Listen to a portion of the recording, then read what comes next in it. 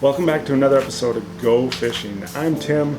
Today I want to start something new for the 2020 season called Tackle Box Tuesdays. So basically what it is every Tuesday I want to sit down, go over the baits that I'm using that week, tell you what I like about them, what I don't like about them. That way it gives you a little bit better idea of what to be looking for, what to be throwing, and hopefully catch more fish. Welcome to the first episode of Tackle Box Tuesday.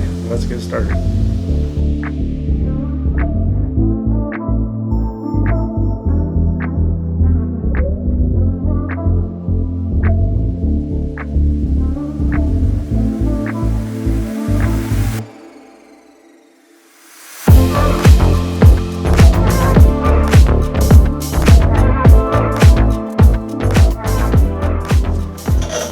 So let me start out by saying, first of all, I am not being paid to review any of these baits.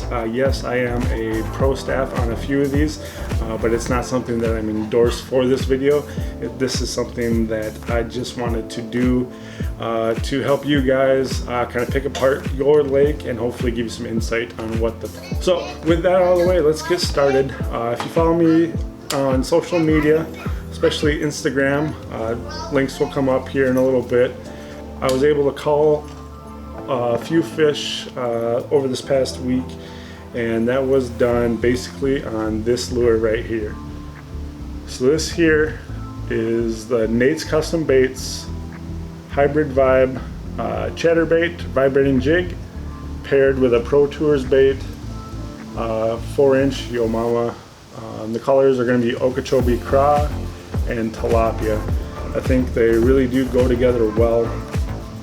Basically what I was fishing was shallower weed edges, about 4 to 5 feet, and basically what it was is if there was a transition, so say it went from lily pads to hydrilla or lily pads to grass, that line running this down there seemed to be the ticket. So that's what I did. The water clarity was a little on the murky side. It was kind of stained, but there was still a decent amount of visibility, so that's why I went with this bait here. Still a little bit of the natural colors, but with that blue flare, it did give it a little bit more visibility, which I think helped pull out those bigger ones. So basically I'll throw the vibrating jig all year long. It doesn't matter, through grass, through weeds, not too bad.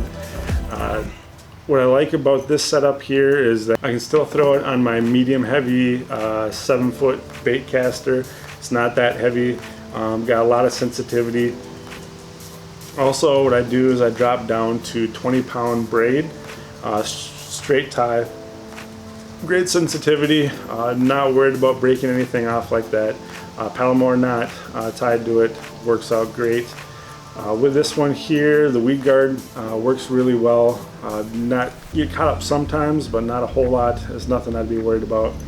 And all in all, a great bait. So it's something where if you're heading out this time of year right now, especially in the Midwest, definitely a great bait to throw. It's something where you can throw it pretty much anywhere. You can throw it deep, you can throw it shallow, but like I said, right now what I'm finding is that it's working pretty good on those weed edges or those transition lines. So breaking away from that, so like I said, the water clarity was semi decent, so that's why I went with this brown and blue, or the Okeechobee Craw and the Tilapia.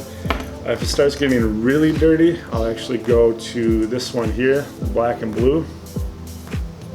Black blade, blue skirt.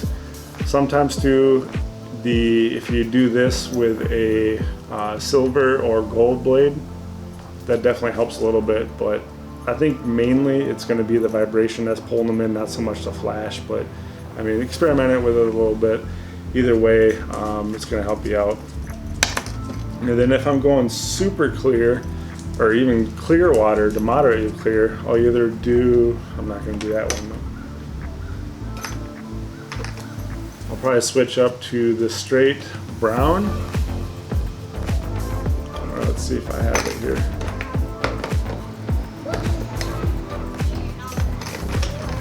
And I'll do the brown with like a green pumpkin, or even that tilapia color from Pro Tour Baits. Or else I'll do just regular green, watermelon flake. And for a little close up here, here's that tilapia color. I think it goes really good with anything green pumpkin, black and blue, watermelon. I mean, this is just a great color. They came out with this year, a little bit of purple, a little bit of blue.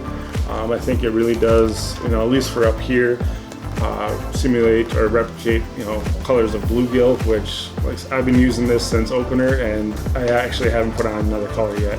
Switched out to different colored baits, but I've always had that tilapia colored trailer, and it seems to be working out just fine. What I was going to say also too, so say, if you want to switch it up a little bit, the traditional way is going to be doing a swim minnow behind it. So if it starts getting super clear water, I'm going to do something like this one here. And this one is the Pro Blue Minnow from Pro Tour Baits. And I know Z-Man makes some, Zoom, all that kind of stuff. They're all great. I'm just going over what I use. And if you do want to save some money, there's a discount code below. But again, I'm not getting paid to say that. I'm just offering that to you guys. I will also jump up to a 5-inch swim minnow. The traditional way is to have the chatterbait with the swim minnow. My personal preference is going to be a crawdad of some sort, the Yo Mama, or some kind of beaver trailer or something like that. It's just a little bit shorter, gives you a lot of action. You can pop it, you can swim it.